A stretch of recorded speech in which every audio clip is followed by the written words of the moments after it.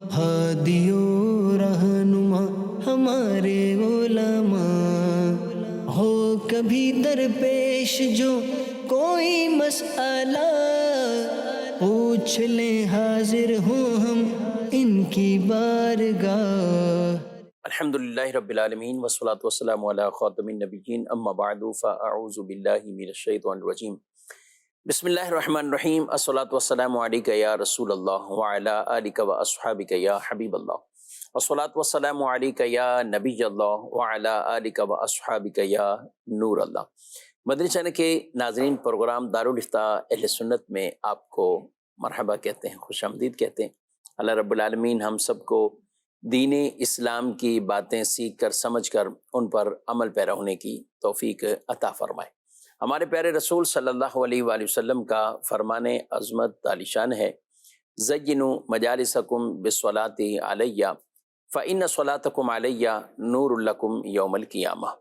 अपनी मजलिसों को मुझ पर दुरूद पढ़कर आरास्ता करो कि तुम्हारा मुझ पर दुरूद पढ़ना क़यामत के दिन तुम्हारे लिए नूर होगा। सल्लु अलल हबीब सल्लल्लाहु ताला अला मुहम्मद सल्लल्लाहु अलैहि व आलिहि वसल्लम। आज के हमारे मेहमान हैं मुफ्ती मोहम्मद कफ़ीर रज़ा तारी, इनको खुशामदीद कहते हैं। जज़ाकल्लाहु खैर। कैसे मिजाज गिरामी? अल्हम्दुलिल्लाह अला कुल्ली हाल। माशाल्लाह। हमारे पास कुछ वीडियो सवालात भी और ऑडियो की सूरत में, इसी तरह SMS की सूरत में। देखिए, जो दीन मतीन के, दीन इस्लाम के जो अहकामात हैं वो हर आदमी को हस्ब हाल सीखना ये फ़र्ज़ होते हैं। यानी जो मामला उसे दरपेश है उसके हवाले से दीनी शरई रहनुमाई उसकी हासिल करना और उसके मुताबिक अमल करना, ये एक बेसिक फ़राइज़ में से है कि हम अल्लाह रब्बुल आलमीन के अहकामात उन पर उस तरह अमल करें और वो नवाही यानी उन चीज़ों जिनसे मना किया गया है उनसे हम रुक जाए। और इन सब के लिए जो मेन किरदार वो इल्म का है। ज़ाहिर है, जब इल्म ही नहीं होगा तो फिर आदमी अवामिर और नवाही पर, यानी जिनके ऊपर अमल करना है और जिनसे रुकना है, फिर कमा हक़्क़ु वो उस पर अमल नहीं कर पाता। और इल्म की वजह से आदमी को कई फ़वाइद हासिल होते हैं और तरह तरह से दुरुस्त तरीके से वो उन चीज़ों पर अमल भी कर लेता है। और इल्म ना होने का नुकसान ये होता है कि बाद औक़ात अमल तो कर रहा होता है मगर वो अमल दुरुस्त नहीं कर रहा होता। यानी बज़ाहिर काम हो रहा है, नमाज भी पढ़ी जा रही है, ज़कात भी दी जा रही है, कोई और भी इस तरह का काम है हो रहा है, लेकिन वो दुरुस्त तरीके से नहीं हो रहा होता और उसके पीछे रीज़न वो इल्म ना होना है। तो हमें हर मामले में अपने दीनी मामलात के अंदर हस्ब हाल उन चीज़ों का हमें इल्म भी सीखना ये बहुत अहम और ज़रूरी है। वो चाहे मर्द हों चाहे औरतें हों, हर एक के ऊपर ये एक फ़रीज़ा है जिसे हदीस पाक के अंदर इरशाद फरमाया गया कि इल्म को तलब करना हर मुसलमान मर्द और औरत पर ये फ़रीज़ा है, ये फ़र्ज़ है। और उसकी तशरीह यही कि हस्ब हाल जो दरपेश मामलात हैं और उनके लिए हमें ज़रूर इस तरह की रहनुमाई वो हासिल करना वो अहम और ज़रूरी है। बढ़ते हैं अपने सवालात की तरफ और देखते हैं हमारे नाज़रीन क्या पूछें। ट्रैक्टर अगर हम नकद बेचते हैं तो मकसद 10 लाख का है, अगर हम टाइम पर देते हैं यानी कि ड्यू पर देते हैं 1 साल का, जी ये जो साल की मियाद है और पैसा इसमें डबल मिलता है। मकसद 10 लाख का है ट्रैक्टर तो उसमें 12 लाख मिलता है जी। बिस्मिल्लाहिर्रहमानिर्रहीम।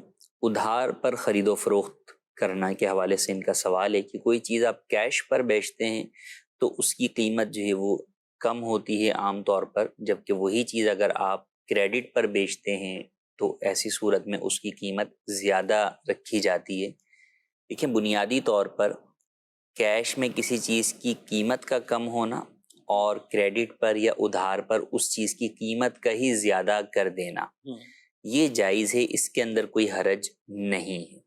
जबकि ये जो कीमत का इजाफा है ये उस चीज़ यानी रकम में जो इजाफा है वो उस चीज़ की कीमत के ही तय किया जाए। ठीक, अगर ये तय किया इसके बरक्स कि जनाब चीज़ की कीमत तो वही जो है वो 7 लाख रुपए है, सही, लेकिन आप अगर जो है वो 6 महीने में देंगे तो आपको जो है वो 8 लाख देने होंगे, अगर आप साल में देते हैं तो आपको जो है वो 9 لاکھ روپے دینے ہوں گے.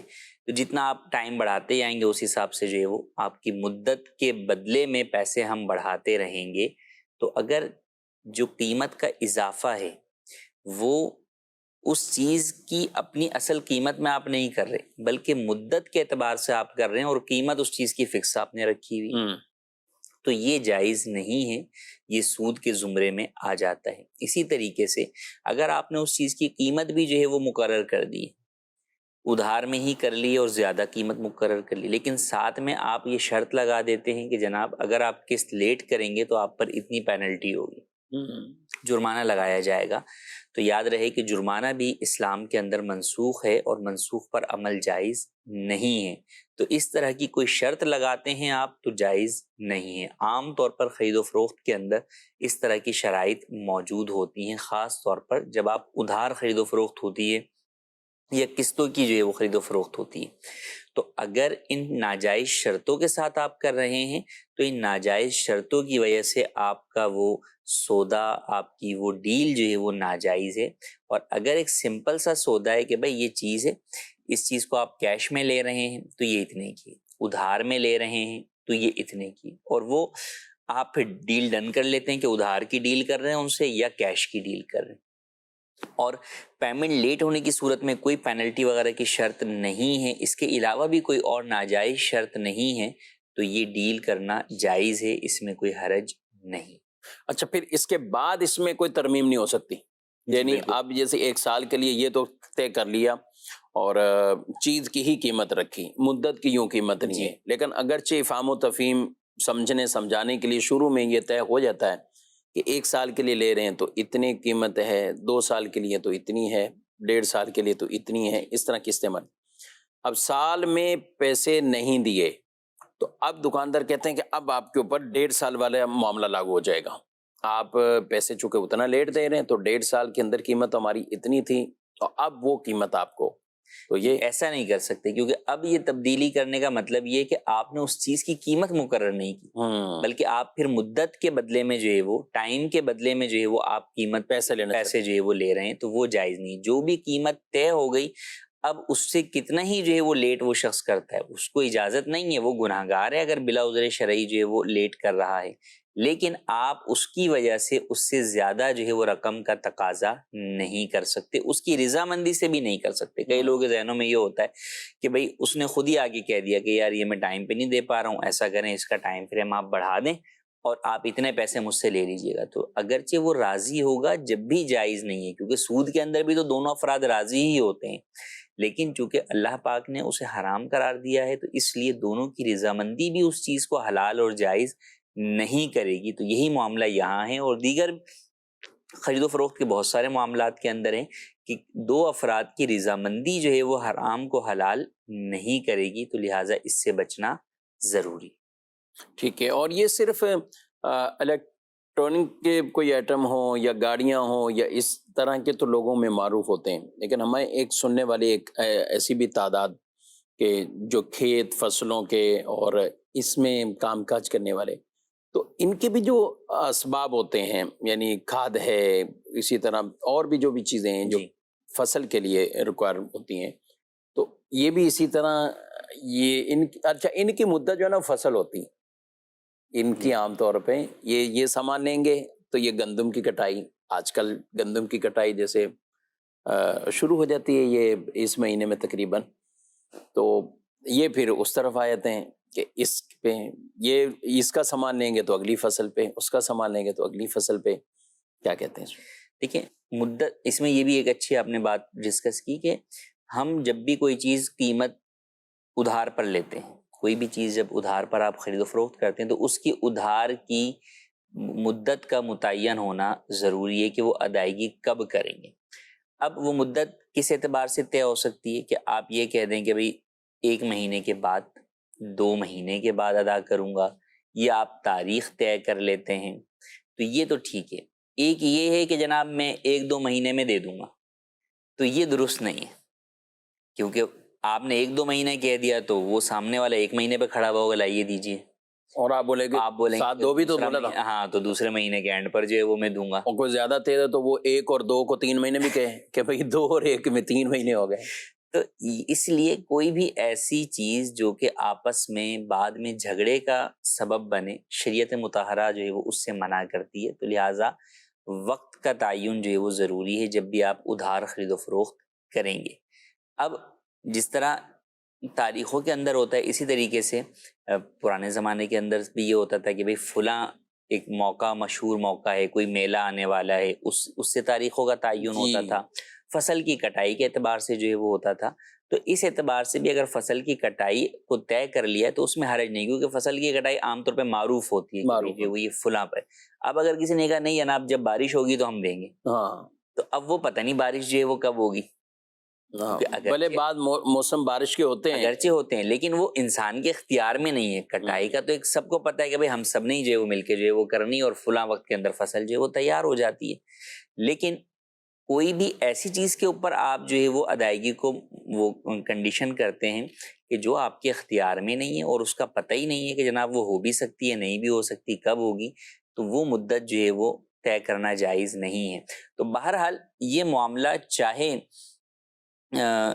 کاروبار کے اندر جو ہے وہ آپ کے موٹر وہیکلز کے اندر ہو، یا جو ہے وہ کھیت کے کاموں کے اندر ہو، یا اس کے برعکس عام طور پر جو لوگ خرید و فروخت کرتے ہیں گھریلو راشن کی، روزمرہ کی بنیاد پہ بھی کرنے والے ہوتے ہیں گلی محلے کے اندر، وہ ان سے بھی جو ہے وہ چیزیں لے کر جو ہے وہ جا رہے ہوتے ہیں کہ جناب تنخواہ آنے کے اوپر جو ہے وہ دے دیں گے، جو پورے مہینے کا حساب جو ہے وہ کر رہے ہوتے ہیں. تو وہاں بھی یہ تمام باتوں کا خیال کرنا ضروری ہے کہ یہ نہیں کہ وہ اس نے اگر تنخواہ اس کی لیٹ ہو گئی اور پتہ ہے کہ بھئی 1 سے 5 تاریخ میں درمیان میں آ جاتی ہے، یہ ٹائم طے ہے، اور اب اس کی اس دفعہ تنخواہ لیٹ ہو گئی اور اس نے اگلے مہینے دیا، تو آپ اس کے اوپر اضافی چارج نہیں کر سکتے. جو قیمت ہے وہی جو ہے وہ آپ کو ادا کرنی ہوگی اور آپ وہی تقاضا کر سکتے ہیں. یہاں پر یہ بھی ضروری ہے کہ اس طرح جب لوگ خاص طور پہ سامان خریدتے ہیں قیمت ہی طے نہیں کرتے. قیمت ہی طے نہیں. یہ جو چھوٹا موٹا گھر کا سامان جو لینے والے لوگ ہیں تو وہ جناب جو ہے نا، وہ بعض جگہ تو دونوں طرف ہوتا ہے کہ بھی دونوں کی کاپیاں ہوتی ہیں، وہ اپنی کاپی میں بھی اس کے پیسے لکھ دیتے ہیں اور سامنے والے کی کاپی میں بھی اس کے پیسے لکھ دیتے ہیں. لیکن کئی دفعہ ایسا ہوتا ہے کہ دکاندار اپنے پاس ہی نوٹ کر رہا ہوتا ہے اور یہ آئے بس سامان لیا، انہوں نے لیا اور سامان لے لیا، آخر میں آگے حساب پوچھ لیا اس نے، بھائی وہ سامان کتنے کا ہے کچھ نہیں پتا، اس نے جو ریٹ لگا دیا. اچھا پھر بسا اوقات وہ دکاندار بھی ہوتا ہے کہ ٹھیک ہے ابھی تو میں نے مہینے والے ریٹ جو ہے وہ لگائیں، اگر 2 مہینے بعد پیمنٹ کی تو میں 2 مہینے والے ریٹ جو ہے وہ لگا دوں گا. تو ایسا کرنا بھی جائز نہیں ہے. اولاً تو قیمت کا تعین بہرحال ضروری ہے کہ آپ خریدتے وقت ہی، ایک یہ ہے وہ چیزیں جن کا پتہ ہی ہے، بھائی مثال کے طور پہ ڈبل روٹی جو ہے وہ خریدتا ہے کوئی تو اسے پتہ ہے کہ ڈبل روٹی کی یہ پرائز ہے، دودھ اتنے کا ہے، دودھ اتنے کا ہے، تو ٹھیک ہے. اب اس کے اندر بھی جب تبدیلی آئے گی تو انفارم کرنا پڑے گا کہ جناب اب جو ہے وہ ریٹ بدل گئے ہیں. ہاں اچھا، یہ تو اتنی بات چیزیں ہوتی ہیں نا کہ اس کی تبدیلی سب کو پتہ چلے، سب کو پتہ ہے، پیٹرول ہے پتہ چل جاتا ہے، دودھ ہے تقریباً لوگ بورڈ لگا دیتے ہیں، کیونکہ یہ زیادہ میرا خیال کیش ایٹم ہے، اس لیے لوگوں کو وہ اعلان بھی ہوتے ہیں اور اس کے مطابق اس کی تشہیر بھی ہو، سوشل میڈیا پہ بھی ہو جاتی. پیٹرول کے بالخصوص ہم کہیں تو ہر ایک کو پتہ چل جاتا ہے کم ہو رہا ہے زیادہ ہو رہا ہے دودھ کا. لیکن یہ جو آپ کریانہ جنرل اسٹور یا اس میں جہاں لوگوں کی بس آ رہی ہیں یہ چیزیں آ رہی ہیں. اچھا اس میں ایک اور بات ہے، ایک آدمی نے مجھ سے یہی پوچھا کہ جیسے اب کسی سے اتنی دوستی ہے، کلوزنگ ہے، سب معاملات، اتنے ہمارے دوست ہیں، یہی بات اسی مسئلے کی چلی، تو ان کے جنرل اسٹور بھی ہیں، بیکریز بھی ہیں، اس طرح کے کام. تو اب بولے بھائی دوست فون کرتے ہیں کہ بھائی یہ سامان گھر بھیج دو. ہماری تو کبھی بات ہی نہیں ہوئی اس موضوع پہ کہ یہ کتنے کا سامان ہے اور یہ قیمت بھی کب دینی ہے، کہ اب اتنی کلوزنگ ہوتی ہے تو میں تھوڑی ان سے پوچھوں گا بھی میں یہ قیمت آپ نے. لیکن یہ طے شدہ ہے، طے ہے کہ ہمارا جو بھی ان کے ہاں شادی چل رہی ہے تو پتہ ہے کہ شادی سے فارغ ہوتے ہی یہ پیمنٹ سب آ جانی ہے. اچھا عید ہے تو عید کے بعد پیمنٹ ہو جائے گی، کوئی ایسا مسئلہ نہیں. جیسے ہی آفس کھلنے ہیں تو، اور بعد اوقات ان کو پتہ بھی نہیں ہوتا، ان کے اکاؤنٹس والوں کو ہمارے اکاؤنٹس والے میسج کر دیتے ہیں کہ آپ کی طرف یہ بل ہے، یعنی اس سیٹ کو آپس میں نہیں پتا. یہ کیسے بچیں گے، کیا ہوگا؟ دیکھیں اب اس کے اندر ایک یہ ہے کہ کسی شخص نے آپ کو کہا کہ بھئی یہ چیز مجھے جو ہے وہ خریدنی ہے آپ سے، آپ مجھے بیچ دیں یا بھیج دیں، بیچ دیں مطلب جو بھیج دیں مجھے جو ہے.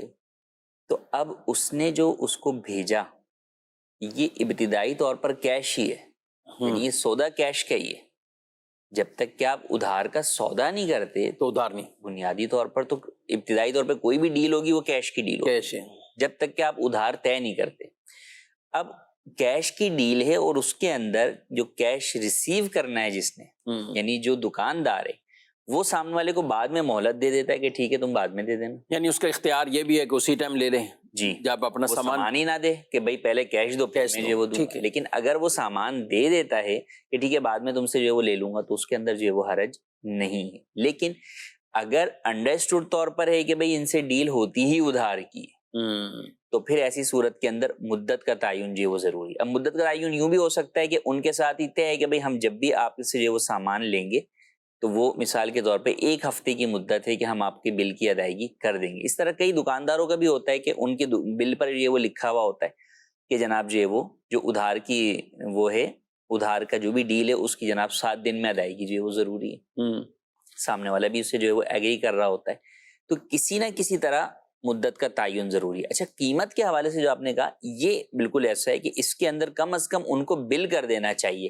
کہ بھی آپ کا یہ چیز کے ساتھ ہی، یہ نہ ہو کہ وہ کھا پی کے ختم کر دیں بعد میں ان کو وہ بل پکڑا دیں جناب، یا ان کے اکاؤنٹس کے پاس بل جا رہا ہے، اور پھر بسا اوقات ہوتا ہے، دیکھیں یہ تو بہت چھوٹی موٹی باتیں ہیں لیکن کئی دفعہ یہی معاملات بڑے سودوں میں بھی ہو رہے ہوتے ہیں، اور وہ پھر اس وقت جھگڑا کر رہے ہوتے ہیں کہ بھائی یہ کون سا بل بھیج دیا، مجھے تو بھول جاتے ہوں گے، خود بھی بھول گئے، خود بھی بھول گئے، یا یہ کہ نہیں بھائی اتنے ریٹ بڑھ گئے تھے یار، تو آپ کو مجھے بتا دینا چاہیے تھا اس چیز کا، صحیح میں بات تو پرانے ریٹ کے حساب سے آپ کو آرڈر کیا ہوا تھا۔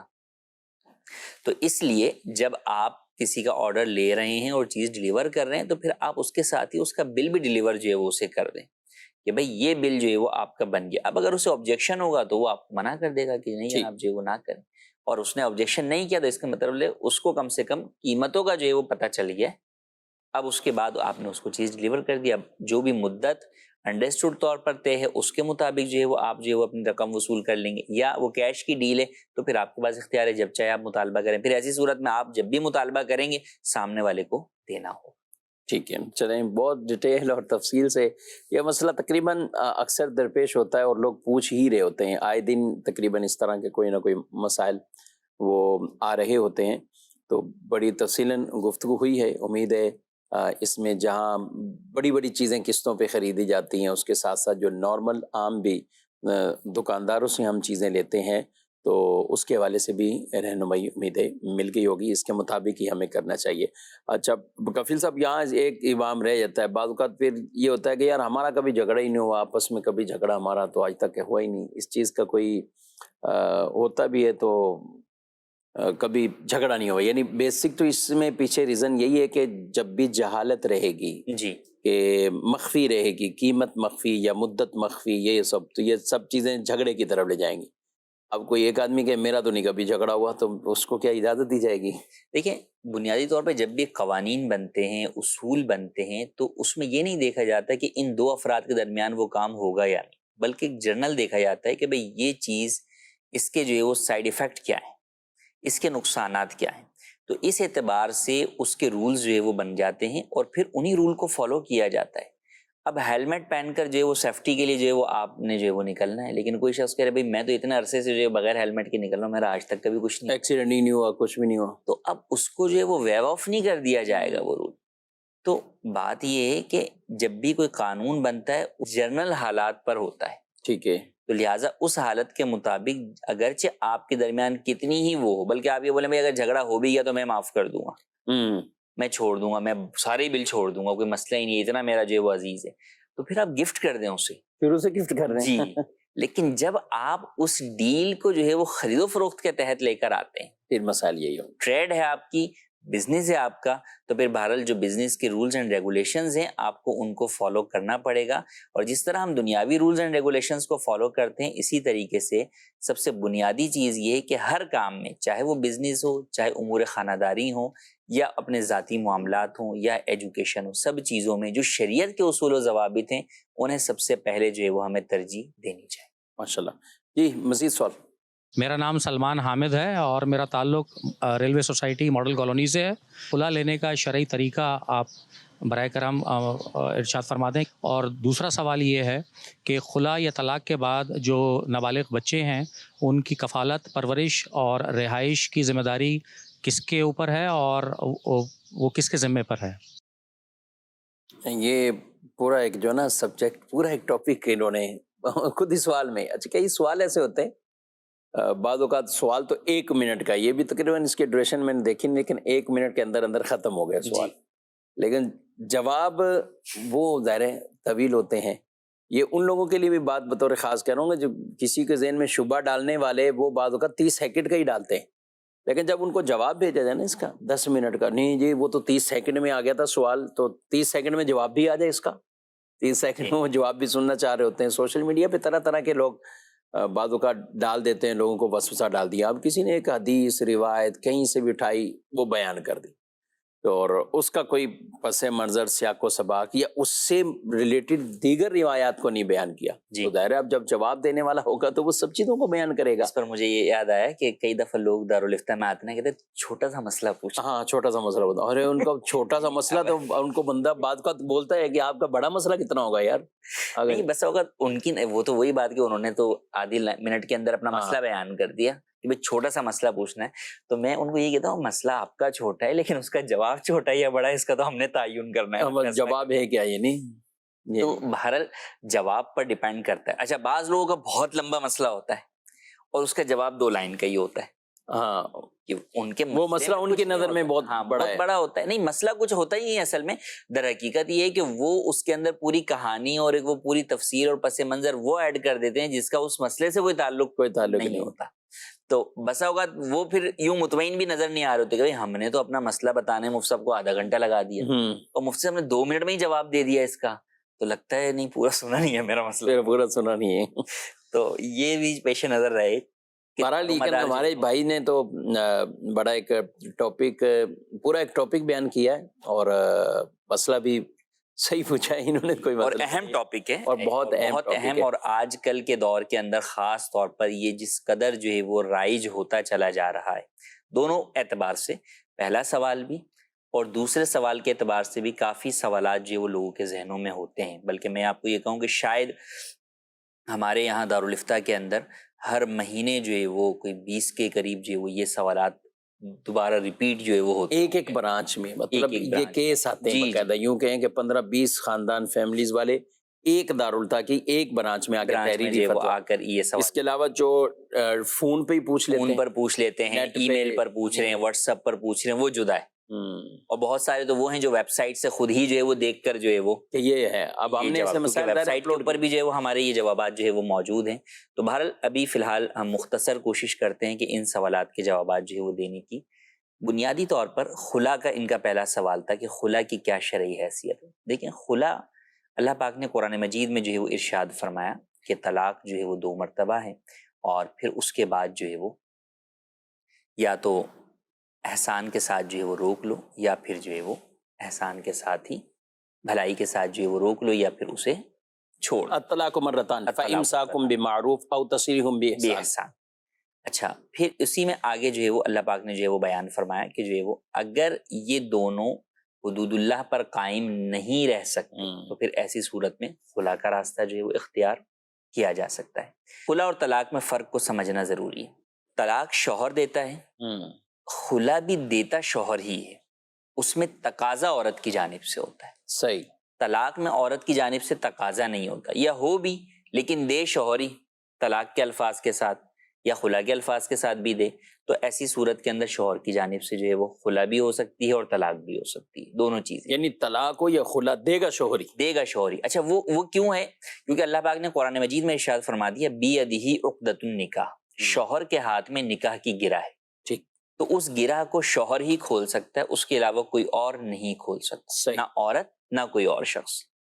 تو لہٰذا طلاق ہو یا خلا ہو دونوں چیزیں شوہر ہی دے گا. ہاں خلا میں یہ ہوتا ہے کہ عورت اپنے حق مہر کے بدلے میں اس سے تقاضا کرتی ہے کہ بھئی تمہیں تو مجھ سے کوئی مسئلہ نہیں ہے لیکن مجھے جو ہے وہ مسئلہ ہے اور میں جو ہے وہ نہیں رہنا چاہتی، اور اس بنیاد پر میں اپنا حق مہر جو ہے وہ معاف کرتی ہوں اور اس کے بدلے میں تم سے خلا کا تقاضا کرتی ہوں. لہٰذا جب شوہر جو ہے وہ عورت کے اس تقاضے کو قبول کرتے ہوئے خلا دے دیتا ہے تو عورت پر طلاق بائن واقع ہو جاتی ہے خلا کے ذریعے، اور شوہر پر حق مہر دینا لازم نہیں رہتا.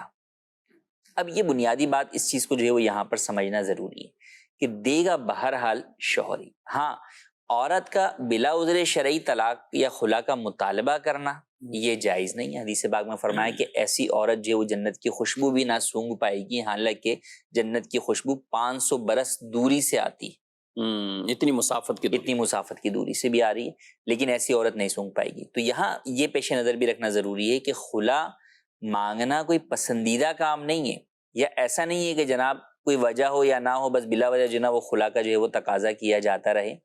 ہاں، جہاں پر شرعی عذر پایا جائے وہاں پر عورت کے لیے یہ جائز ہے کہ وہ اپنے شوہر سے خلا کا تقاضا کر سکتی ہے. اور شوہر کو بھی یہ چاہیے کہ اگر تو قصور اس کا ہے، مثال کے طور پہ عورت اس لیے تقاضا کر رہی ہے کہ شوہر نان نفقہ پورا نہیں کرتا، صحیح، تو ایسی صورت کے اندر اس کے اوپر ضروری ہے کہ وہ نان نفقہ پورا کرے، اور جب وہ دکھ رہا ہے اسے کہ میں نان نفقہ پورا نہیں کر سکتا تو وہ اسے خلا دے دے اور حق مہر بھی ادا کرے. حق مہر پھر ایسی صورت کے اندر اس سے ہتھیائے نہیں شوہر، جبکہ شوہر کا قصور ہے. نان نفقہ یہ روٹی، کپڑا، مکان.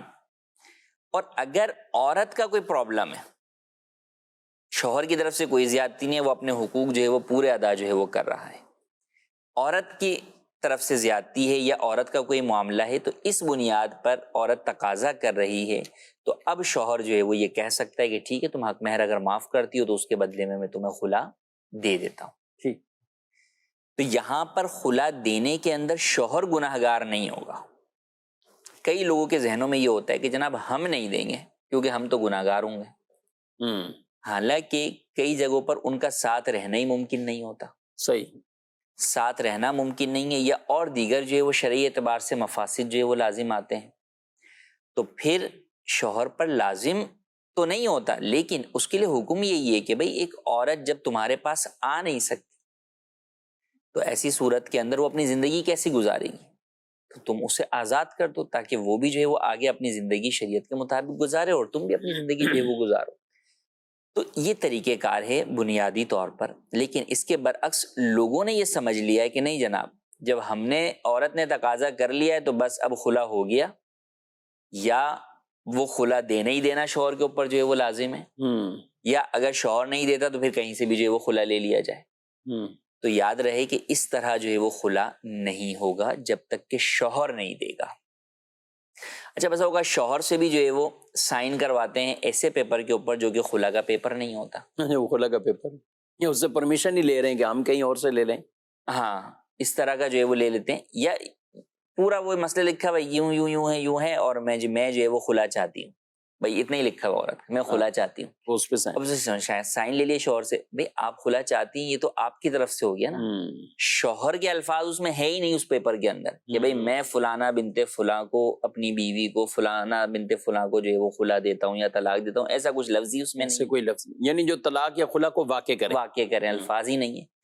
تو لہٰذا ان باتوں کو پیش نظر رکھنا ضروری ہے. تو سب سے پہلے تو یہ بات کلیئر رکھیں کہ خلا آپ کو شوہر سے ہی لینی ہے. اچھا، اس کے طریقہ کار کیا ہونے چاہیے؟ خاندان کے ذریعے سے، جن کے ذریعے سے رشتہ لگا ہے ان کے ذریعے سے، اور دیگر اہل محلہ کے ذریعے سے، یا جو بھی اثر و رسوخ والے افراد ہیں جو شوہر کے تعلق رکھتے ہیں ان کے ذریعے سے جو ہے وہ کریں. اور اس میں بھی سب سے بہتر کیا چیز ہے کہ سب سے پہلے دارالفتہ سے کسی سنی مفتی صاحب سے رہنمائی لیں کہ عورت کا یہ مطالبہ خلا درست ہے یا نہیں. ٹھیک، ورنہ پتہ چلے کہ عورت کا مطالبہ ہی درست نہیں ہے اور سارے مل کے شوہر کو ہی پریشر دے دیں گے جناب خلا دے دو تم، تو وہاں تو عورت کو سمجھایا جائے گا کہ بھئی تم کیوں جو ہے وہ خلا کا تقاضا کر رہی ہو، یہاں پہ تو خلا کی کوئی وجہ ہی تمہاری جو ہے وہ نہیں بن رہی ہے. تو دیکھیں، نکاح اور یہ جو شادی کی جو زندگی ہے، شادی شدہ زندگی ہے، کوئی بچے گڑیا کا کھیل نہیں ہے کہ جناب آج بولیں یہ گڑیا پسند ہے، آج بولیں نہیں یہ پسند نہیں ہے، آج گڑیا بولے مجھے گڈا پسند نہیں ہے، ٹھیک ہے، یا آج مجھے فلاں کام کرنا ہے یا آج فلاں کام نہیں کرنا. تو ایک جو زندگی ہوتی ہے، اس دیواجی زندگی ہوتی ہے، شادی شدہ زندگی ہوتی ہے، ایک نئی زندگی کا آغاز آگے نسل انسانی کے لیے ہوتا ہے. بالکل. تو آپ ان چیزوں کو پیش نظر رکھتے ہوئے جو بھی فیصلہ کیا، اسی لیے ابتدائی طور کے اوپر نکاح کے وقت کیوں شریعت نے دونوں کی رضامندی کو لازم قرار دیا، اسی لیے لازم قرار دیا تاکہ وہ اس ایک رشتے کو ایک احسن انداز کے اندر جو ہے وہ آگے لے کر چل سکے. تو یعنی وہ بنیاد دیکھی جائے گی، وہ بنیاد تقاضا کیوں. اب یہ بعض اوقات آپ کے سامنے بھی ہمارے سامنے بھی ایسی وجوہات آتی ہیں، کیا ہوا ہے، کبھی گھمانے نہیں لے گئے، جی، کبھی باہر کا کھانا نہیں کھلایا، کبھی وہاں نہیں گئے، یہ مطلب بعض اوقات ہوتے ہیں، ہر وقت نہیں. اچھا دوسری طرف بھی ہم اگر آئیں دونوں تو طرف ایک چیزیں، طبقہ وہ بھی ایک ہوتا بہت ہے بڑا طبقہ خواتین کے اوپر ظلم بھی ہو رہا ہوتا ہے جو ہے بعض وہ اوقات. کرتا ہے، شوہر جو ہے وہ ظلم کرتا ہے. تو لہٰذا سب سے پہلے اس بات کا تعین کہ اچھا پھر جہاں واقعی جو ہے وہ ہے کہ جناب شوہر کی جانب سے وہ ہے نقصان ہے، تو وہاں پر بالکل جو ہے وہ شوہر کو جو بھی ایسے افراد ہیں، وہ چاہے شوہر کے اپنے خاندان والے ہیں. اچھا کئی دفعہ ایسا ہوتا ہے کہ کئی لوگ ایسے ہوتے ہیں کہ وہ ان کو پتہ ہوتا ہے کہ بھئی ان کا بھائی، ان کا بیٹا جو ہے وہ غلط کر رہا ہے اس معاملے میں، لیکن وہ پھر بھی صرف اس وجہ سے کہ نہیں کہ ہمارا بیٹا ہمارا بھائی ہے وہ اس کی سرپرستی کرتے ہیں. اور کئی لوگ بڑے جو ہے وہ تکبر سے یہ بات کہتے ہوئے نظر آتے ہیں کہ میں تو نہیں دے رہا، جاؤ تمہیں زندگی بھر رلاؤں گا، تم لٹکی رہو. وہ یہ بھول جاتے ہیں کہ کل کو آگے ان کی بیٹی، ان کی جو ہے وہ بہنیں، ان کے ساتھ بھی اگر ایسا ہو تو کیا ہوگا. تو یہ بہت بڑا ظلم ہے کہ کوئی شخص جو ہے وہ اپنی بیوی کے حقوق ادا نہ کرے یا اس پر ظلم کرتا ہو اور پھر اس کو چھوڑے بھی نہیں اور لٹکا کے رکھے. اور کئی ایسے ہیں کہ تعلق بھی ختم کر دیتے، یعنی ساتھ بھی نہیں رکھتے، میکے میں وہ بیٹھی ہوئی ہے اور پھر یہی ہوتا ہے کہ ٹھیک ہے تم گھومتی رہو، میں جو ہے وہ تمہیں خلا جو ہے وہ طلاق نہیں دوں گا. اچھا اسی میں وہی بات جو میں نے شروع میں کی، کئی لوگوں کے ذہن میں ہوتا ہے کہ بھئی ہم نہیں دیں گے، ہم دیں گے تو ہم گناہ گار ہوں گے. حالانکہ یہاں تو آپ نہ دے کر آپ گناہ گار ہو رہے ہیں کہ آپ نے ایک عورت کے حقوق ادا نہیں کر رہے، اس پر آپ ظلم الگ جو ہے وہ کر رہے ہیں. اور پھر جب وہ خلاصی کے لیے ایک راستہ چنتی ہے تو آپ اس راستے کی طرف بھی اسے نہیں آنے دیتے. تو لہٰذا ایسا کرنا ہرگز جائز نہیں ہے. ایسی صورت کے اندر خاندان کے بڑے افراد پر، برادری کے بڑے افراد پر یہ چیز ضروری ہے کہ وہ دیکھیں اور اس کو چھٹکارا دلائیں، ظلم سے عورت کو جو ہے وہ بچائیں. اور اچھا یہاں تو شرعی بالخصوص جو ہم بات کریں وہ شرعی بنیادوں پر ہے نا، یعنی اگر کوئی راستہ اختیار کر کے کہ، اور بعض اوقات لڑکی والے بھی کہتے ہیں دیکھ لیں گے ہم، تم کیا کر سکتے ہو، ہم کہیں نہ کہیں سے سند ڈگری لے لیں گے اس چیز کے، اب آپ بیٹھے رہو. اب تو ان کا بھی یہ انداز ٹھیک نہیں ہے، ادھر والا کا بھی نہیں ٹھیک ہے. جب نہیں ہو رہا تو پھر اس کو جدائی پراپر یہی ہے. کئی دفعہ یہ بھی ہوتا ہے کہ واقعی جو ہے وہ عورت کی طرف سے بھی جو ہے وہ بلا وجہ کا تقاضا ہے، لیکن اب اس نے حتی الامکان جو ہے وہ اس معاملے کو سدھارنے کی، صلح کے ذریعے سے منانے کی کوشش کر لی شوہر نے، لیکن اب یہ دکھ رہا ہے کہ نہیں جناب عورت بھی جو ہے وہ اپنی ہٹ دھرمی یا ضد پر جو ہے وہ قائم ہے، سالوں ہو گئے اور وہ بیٹھی ہوئی ہے. تو پھر ایسی صورت کے اندر شوہر کو بھی چاہیے کہ پھر آسان انداز کے اندر اس کو جو ہے وہ فارغ کر دے تاکہ وہ آگے کسی گناہ میں نہ پڑے. اچھا کئی دفعہ ایسا بھی ہوتا ہے کہ وہ اس کو چھوڑ کے آگے نکاح بھی کر چکی ہوتی ہے، اس کو پتا ہے کہ بھئی یہ میرے نکاح کے اندر ہے، میں نے اس کو خلا یا طلاق دی نہیں ہے اور وہ آگے کر رہی ہے. تو اب بھی بطور مسلمان دیکھیں ہم میں ہر ایک کو ایک ہی کہ میرا آپ سے کوئی بھی رشتہ یا تعلق ہے، اس بنیاد پر کوئی بھی ناچاکی چپکلش ہے اور میری آپ سے نفرت، لیکن بطور مسلمان ایک مسلمان کو دوسرے سے نفرت نہیں ہونی چاہیے ظاہر اس میں کہ وہ اس کو جہنم میں جاتا ہوا دیکھے اور یہ بچا بھی سکتا ہے نہ بچائے. بلکہ لوگ تو معاذ اللہ بولتے ہیں نا جائے جہنم، جہنم جائے، بھاڑ میں جائے، پتہ نہیں کیسی بات. تو ایسا ہرگز نہیں کرنا. جب آپ کو یہ دکھ رہا ہے کہ بھئی وہ آپ کی بیوی ہے اور آپ کے نکاح میں ہے، لیکن اب وہ گناہ والے کام کی طرف جو ہے وہ جا رہی ہے، وہ نکاح پر نکاح کرنے جو ہے وہ جا رہی ہے، تو پھر ایسی صورت کے اندر مشورہ یہی ہے کہ پھر ایسی صورت میں اس کو جو ہے وہ آپ خلا یا طلاق دے دیں، تاکہ وہ، کیونکہ وہ آپ کے پاس تو آ ہی نہیں رہی، تو لہٰذا اب وہ پھر کم از کم جو ہے وہ گناہ سے جو ہے وہ بچ جائے. یہ آپ کی اس کے ساتھ جو ہے وہ خیر خواہی اور بھلائی والا جو ہے وہ کام ہوگا.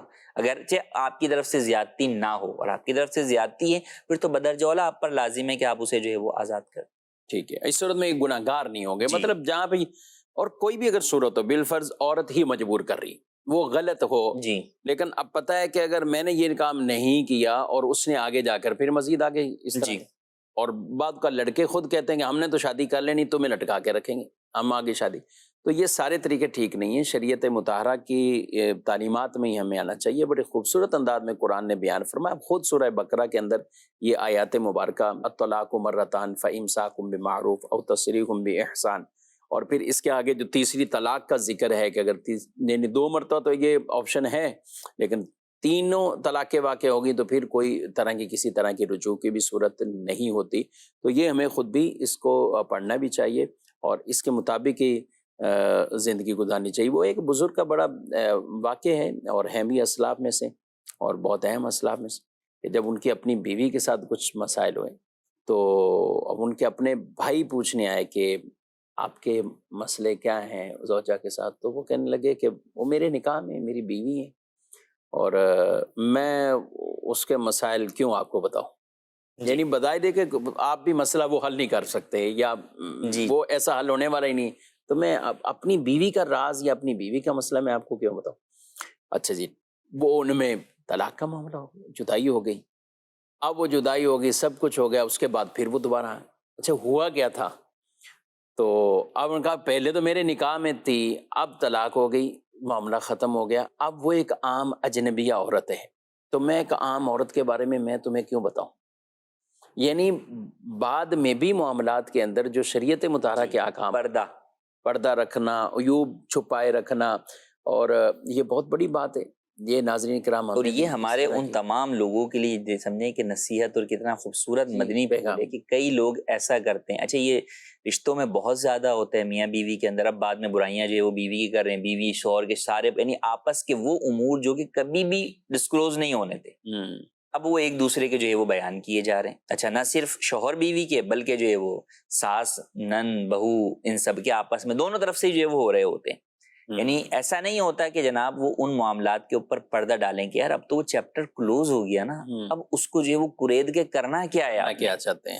اسی طرح دوستوں کے اندر بھی کہ کبھی دوستی ٹوٹی تو اب پھر پچھلے سارے جو ہے وہ پول کھول دی. ملازمین میں بھی کہ جب تک آپ ادارے میں ہیں تو آپ نے منہ بند رکھا ہوا تھا، جس دن آپ ادارے سے باہر ہوئے تو اب آپ نے کہا چلیں جناب اب دیکھیں میں اس ادارے کی سارے پول جو ہے وہ کھولتا ہوں. اور وہ بالفرض عیوب ہیں ان کو بیان کرنا، اور جہاں عیوب ہے ہی نہیں ان کو جو ہے وہ بیان کرنا، الزام جیسے تہمت جو ہے وہ لگانا. تو یہ بالکل جو ہے وہ ان باتوں میں اس طرح کی تعلیمات ہمارے سامنے پیش نظر رہنی چاہیے. ان کا دوسرا سوال باقی ہے، بہت دوسرا سوال باقی ہے، اور میں تو ادھر دیکھ رہا ہوں جو میرے پاس لائن لگی ہوئی ہے SMS کے اوپر اتنے. اور خیر یہ بڑا اہم ٹاپک تھا، آپ نمبر یہ نوٹ فرما لیجئے. اس کے بعد بھی اس طرح کے دائرے آپ کو بھی مسائل ہوں گے، اور ہماری یہ گفتگو سننے کے بعد بھی کئیوں کو یہ ایک اشارہ ملتا ہے کہ ہم جو کر چکے ہیں وہ غلط ہے، اب کیا کرنا چاہیے، اس کو کیسے ہم سدھاریں. تو یہ نمبر آپ لے لیں، آپ ٹیلی فون پہ بات بھی کر سکتے ہیں دارالتحریل سنت کے علماء کرام مفتیان کرام سے. اس کے علاوہ بھی آپ دارالتحریل سنت میں براہ راست بھی اس طرح کے مسائل ہو تو براہ راست یا چلے جائیں. خواتین بھی آ سکتی ہیں، آپ پردے کی رعایت کرتے ہوئے اپنے ساتھ ان کے اگر بھائی ہیں، محارم ہیں یا چند خواتین ہیں تو پردے کی رعایت کرتے ہوئے آپ ان مسائل کے لیے ضرور اپنا رابطہ وہ دارالتحریل سنت سے کر لیں، تاکہ جو ایک رہنمائی ہے وہ آپ کو پراپر مل جائے. اور جو غلطی ہو چکی اب اس کا ازالہ ہے نہیں ہے، لیکن مزید اس میں گناہگار والی صورت نہ ہو. اور بچوں کے حوالے سے بھی ٹاپک بہت طویل ہے، میں چاہوں گا ایک 1 لائن اگر آپ کو بتا دیں اور اس کے بعد ہم کچھ سوالات.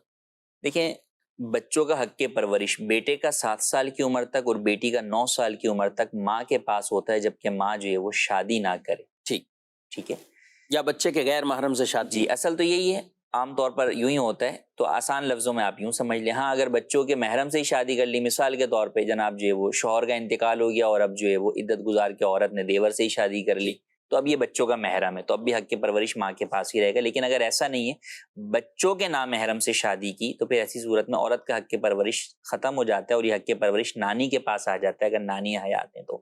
لیکن عمر وہی رہے گی 7 اور 9 سال، بیٹے کے لیے 7 سال، بیٹی کے لیے 9 سال. اور اس دوران بچوں کا جو بھی خرچ ہے وہ باپ پہ لازم ہوگا. اور 7 اور 9 سال کی جب عمر ہو جائے گی تو اب بچے باپ کے سپرد ہی کیے جائیں گے، اب پرورش میں باپ کی رہیں گے. دونوں صورتوں میں، جب ماں کے پاس تھے یا نانی کے پاس تھے یا بعد میں باپ کے پاس آ گئے، ایک دوسرے سے ملاقات کے لیے بچوں کو منع نہیں کیا جا سکتا. جب ماں کی پرورش میں ہے تو باپ بچوں کی ملاقات روکی نہیں جا سکتی. اسی طرح جب بچے باپ کی پرورش میں آ جائیں گے تو ماں اور بچوں کی ملاقات کو روکا نہیں جا سکتا، کیونکہ رشتہ آپ دونوں کا ختم ہوا ہے، اولاد کا اپنے والدین سے رشتہ باقی ہے. تو لہٰذا اس چیز کو پیش نظر رکھنا ضروری ہے. نان نفقے میں جو ہم نے بنیادی بات بتائی کہ وہ باپ پر لازم ہے، اس میں یہ بات ہمیشہ یاد رکھیں کہ لوگ پوچھتے ہیں وہ کتنا ہے. وہ باہمی رضامندی سے بیٹھ کر جو اخراجات ہیں ان کو پیش نظر رکھ کر کیا جائے گا. اس میں کئی دفعہ لوگوں کی طرف سے زیادتی ہوتی ہے. جناب میں سب اسکول پڑھانا ہے، باپ کہہ رہا ہے کہ بھئی میری اتنی طاقت ہے کہ میں جو ہے وہ مثال کے طور پہ 2000 روپے والے اسکول میں پڑھا سکتا ہوں. ماں کہتی ہے نہیں جناب میں تو 10,000 والے اسکول میں پڑھانا ہے. صحیح. تو یہ نہیں دیکھا جائے گا، باپ کی استطاعت کے مطابق ہی اخراجات جو ہے وہ کیے جائیں گے. ہاں ایک بنیادی خرچہ ہے بھئی کھانا روٹی جو چیزیں ہیں بنیادی، تو اس کے اندر باپ اپنی آمدنی بڑھائے گا تاکہ اپنے بچوں کے اخراجات جو ہے وہ پورے کریں، لیکن اس کے علاوہ جو بھی سائیڈ کے اضافی اخراجات ہیں وہ مائنس بھی ہو سکتے ہیں، جیسے اسکول یا اور دیگر چیزیں ہیں، یا ان میں کم والی سائیڈ کو جتنے میں باپ جس کو افورڈ کر سکتا ہے اسے اختیار کیا جائے گا، اور اس میں بھی کیش دینا ضروری نہیں ہے، وہ بچوں کا جو بھی کھانے پینے کا سامان ہے وہ سامان کی صورت کے اندر بھی انہیں فراہم کر سکتا ہے، ڈائریکٹ سامان ہی دے رہے ہیں، ڈائریکٹ فیس بھی جو ہے وہ اسکول کی جو ہے وہ ادا کر سکتا ہے، ڈائریکٹ کپڑے ہی لے جا کر دے دے کہ بھئی یہ لیں میرے بچوں کے کپڑے ہیں، یہ جو ہے وہ آپ انہیں جو ہے وہ پہنا دیں، تو یوں بھی کیا جا سکتا ہے۔ بہرحال یہ باہمی رضامندی سے بیٹھ کر طے کرنے والی چیز، یعنی اس رشتے کا تقدس یعنی بچوں کا تو ہے نا، ماں باپ ہیں دونوں، ایک اعتبار سے ان کا مستقبل خراب نہیں کرنا چاہیے۔ اصل میں ہوتا یہی ہے کہ دیکھیں جب یہ دونوں بھی رشتے میں تھے تو اب اس پہ کتنا خرچہ ہو رہا تھا، وہی خرچہ بعد میں بھی ہونا ہے نا، بعد میں بھی ہونا، الگ تھوڑی ہونا ہے۔ تو اب ماں یا ننیال کی طرف سے یہ تقاضا ہے کہ نہیں جناب ایک بچے کے لیے ہمیں جو ہے وہ 25,000 روپے جو ہے وہ تم دو یا 35,000 روپے دو، جو اخراجات بنتے ہیں وہ دیے جائیں گے، وہ اخراجات پہلے بھی جو ہے وہ ساتھ میں ہو رہے تھے، وہی جو ہے وہ اب بعد میں بھی جو ہے وہ ہو رہے ہوں گے، تو یوں باہمی رضامندی کے ساتھ بیٹھ کر اس کا کوئی نفقہ طے کر لیا جائے۔ اچھا، یہ سوال آیا کہ حق مہر پہلے ہی لے لیا ہو تو اب کیا خلا کی صورت ہو سکتی ہے؟ جی پہلے بھی ہو سکتا ہے خلا، لیکن ایسی صورت میں عورت کو پھر اگر عورت حق مہر کے بدلے میں خلا لیتی ہے اس کو پھر اپنا حق مہر جو اس نے وصول کر لیا وہ واپس کرنا ہوگا، کچھ نہ کچھ بدل رکھنا پڑے گا خلا میں۔ جی خلا کے اندر جو ہے وہ حق مہر کے بدلے میں ہوتا ہے، لیکن اس کے بغیر بھی خلا ہو سکتا ہے، اگر شوہر کہتا ہے ٹھیک ہے میں تمہیں ویسے ہی خلا دے دیتا ہوں بغیر حق مہر کے تو بھی جو ہے وہ خلا ہو جائے گا۔ ایک ہی دن میں نکاح اور ولیمہ ہو سکتا ہے؟ ایک اور سوال ہے، چلیں ایک دو سوال ہے۔ دیکھیں نکاح اور ولیمے کے درمیان شب زفاف کا جو ہے وہ ہونا ضروری ہے، تو لہٰذا شب زفاف کے بعد ہی ولیمہ ہو سکتا ہے۔ ٹھیک ہے، بعض اوقات ہوتے ہیں لوگ جن میں وہ پہلے ہی ان کے ولیمے یا بڑی دعوت ہو جاتی ہے، تو ان کو چاہیے کہ جیسے ہی رخصتی ہو جائے تو اس کے اگلے دن یا اس سے اگلے دن مختصر سی اپنے گھر میں دعوت رکھ لیں، اس میں ولیمے کی نیت کر لیں، اور وہ ولیمے کی نیت سے وہ کھانا کھلا دیں گے تو انشاءاللہ ان کے ولیمے کی سنت بھی ادا ہو جائے گی۔ یہ کئی لوگوں میں بعض اوقات ایسا دیکھا ہے، اور یعنی رخصتی کے بیچ میں زیادہ فرق بھی یہ ولیمے کے لیے یوں نہیں ہے، پھر سنت نہیں رہے گا۔ اب رخصتی ہو رہی ہے ایک ہفتے میں جمعے کو ہو رہی ہے اور ولیمہ اگلے جمعے کو ہو رہا ہے، ولیمہ بعض اوقات جو ہے وہ 10 دن بعد 8 دن بعد۔ جی ہاں ناظرین، اس طرح کے مسائل آتے ہیں، اس لیے ہم عرض کر رہے ہیں۔ بعض اوقات رشتہ داروں میں کچھ ایسے پروگرام اور ہوتے ہیں یا ہالز وغیرہ نہیں مل رہے ہوتے ہیں، اپنا مطلوبہ ہال نہیں مل رہا ہوتا، تو لوگ اس کام کو ڈیلے کر رہے ہوتے ہیں۔ تو جو اگر سنت کی ادائیگی ہے تو وہ چاہے آپ اپنے گھر میں پھر کچھ ہی لوگوں کو بلا کر، تاکہ سنت بھی ہو جائے، وہ جو دعوت ہو رہی وہ شادی کی ایک دعوت ہو جائے گی، لیکن ولیمے کی جو سنت ہے اس کی بھی ادائیگی اس طرح ممکن ہے کہ آپ گھر میں کچھ انتظام کر کے وہ ولیمے کی نیت سے کھانا کھلا دیں تو انشاءاللہ وہ سنت بھی ادا ہو جائے گی۔ بہت سے شرعی مسائل آپ کے ابھی بھی ظاہر ہے، یہ جو ہمیں پروگرام میں ملے ہیں تو اگر اسی پہ ہم جواب دیتے رہیں تو تقریباً 2 گھنٹے بھی کم پڑیں گے، جتنے سوالات آج اس پروگرام میں ہمیں SMS ہے یا دیگر کالز کے ذریعے بھی جو موصول ہوتے ہیں، لیکن ظاہر ہے ایک پروگرام کا وقت ہے تو وہ اپنے اختتام کو پہنچا ہے، اور آپ سے ہم اجازت چاہتے ہیں۔ اللہ تعالیٰ شاد و آباد رکھے اور ہمیں دین اسلام کی احکامات پر عمل پیرا ہونے کی توفیق دے، آمین بجائے۔